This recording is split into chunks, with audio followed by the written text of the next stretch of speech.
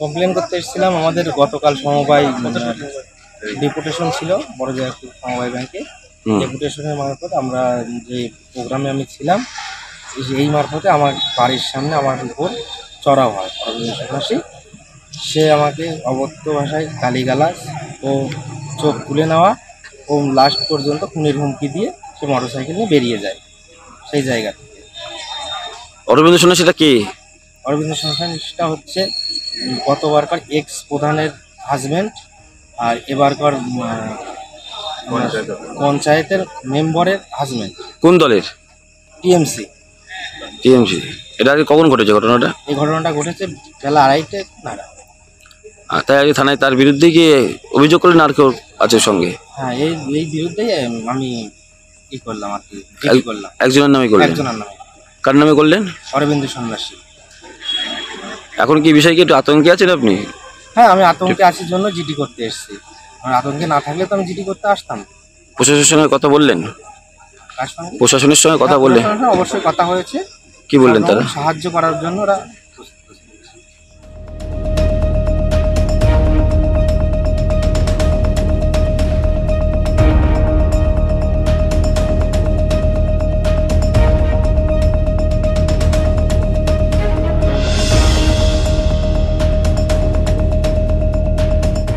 নেতা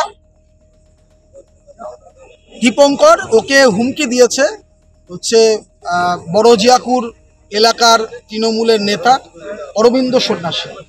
যে অরবিন্দ সন্ন্যাসী একটা নটোরিয়াস ক্রিমিনাল। এর আগে আমার ঠিক পেছনে বাবলুদা আছে, বাবলুদার বাবাকে খুন করেছিল ওই অরবিন্দ সন্ন্যাসী।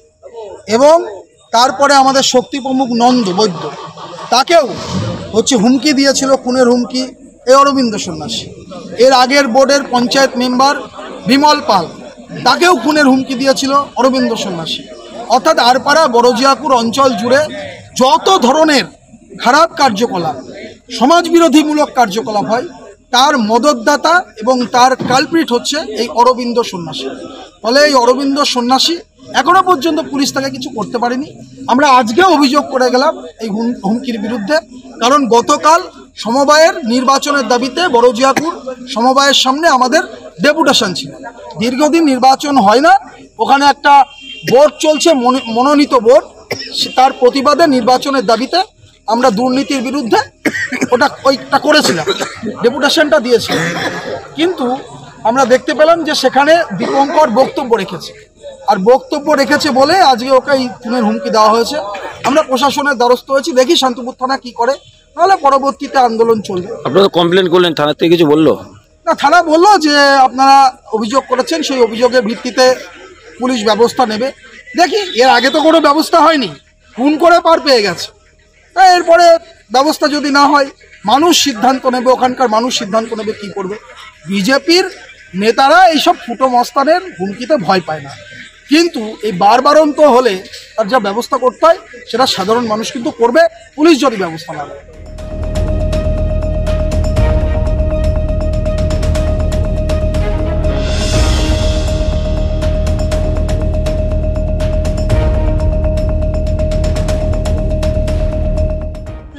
বিজেপির পঞ্চায়েত সমিতির মেম্বার, যে ছেলেটার সাথে ঘটনাটা ঘটেছে সে হচ্ছে আমাদের একজন সক্রিয় কর্মী। ছেলেটাকে ওপেনলি থ্রেট দেওয়া হয়েছে। থ্রেট মানে কি? খুনের হুমকি দেওয়া হয়েছে। সেখানকারই বর্তমান ওই বুথের জনপ্রতিনিধির হাজব্যান্ড, খুনের হুমকি দেওয়া হয়েছে। এর আগেও আমাদের শক্তি প্রমুখিনী, একে থ্রেট দেওয়া হয়েছে, সেখানেও তাকে মারের হুমকি দেওয়া হয়েছে। ওই একই ব্যক্তি থ্রেট দিয়েছিল? একই ব্যক্তি। এটা আমরা মানবো না। এর প্রতিবাদের জন্য আমরা এখানে এসেছি। আমরা সুরক্ষা চাই, পুলিশের কাছে আমাদের এটাই আবেদন, আমাদের এই সুরক্ষায়। এই বারবার যে হুমকি দেয়, এটা নিয়ে প্রশাসনের কাছে আগেও এসেছেন? হ্যাঁ, আগেও আসা হয়েছে। পরে কোনো সমস্যা হয়েছিল? পরে সমস্যা হয়নি, তবে বারে বারে এরকম হুমকি দিচ্ছে, তো ঠিক না। কতটা আতঙ্কে আছেন আপনারা? অবশ্যই। একজন দুষ্কৃতী এরকম ভাবে ঘুরে বেড়াচ্ছে, এরকম একজনকে, আমাদের বিজেপির একজন কর্মীকে থ্রেট দিচ্ছে, এটা প্রশাসন না দেখলে তো সমস্যা। কি নাম তার? যাকে থ্রেট দিয়েছে নাম? অরবিন্দ সন্ন্যাসী। উনি থ্রেট দিচ্ছেন আপনাদের? উনি এরকম থ্রেট দিচ্ছে।